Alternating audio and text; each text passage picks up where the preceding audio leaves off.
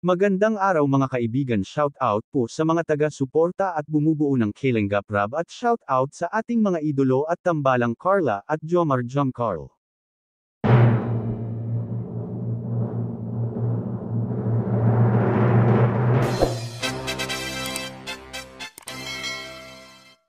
Sa video po na ito ay pag-usapan po natin ang liham ni Carla kay Jomar.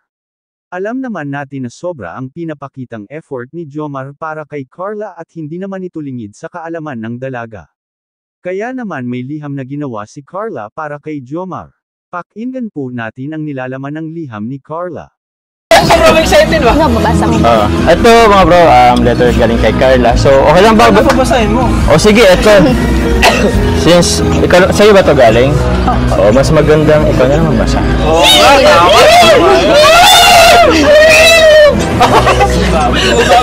Bumabawi si Carla. Si Carla bro. Sige, lalapit ako para marinig ko. Congratulations for your 60k subscriber. You have influenced my life in ways I can't even begin to express. Teka, basta ng bao. Bao daw!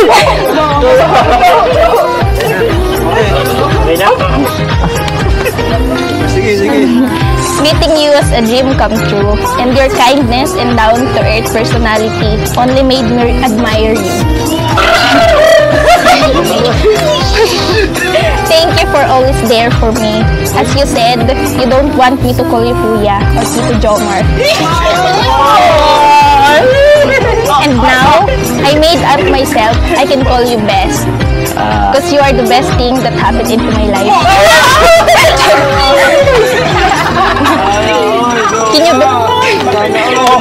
Can you be my best friend for now on, Kuya Jomar? Of course. Yes! Best friend na sila! Ano sunod? Ano sunod sa best friends? Ano? Thank you, Carla. Ano pong masasabi nyo sa video po natin ngayon? Please comment below at pag-usapan po natin yan sa susunod na video. Maraming salamat po. Wow.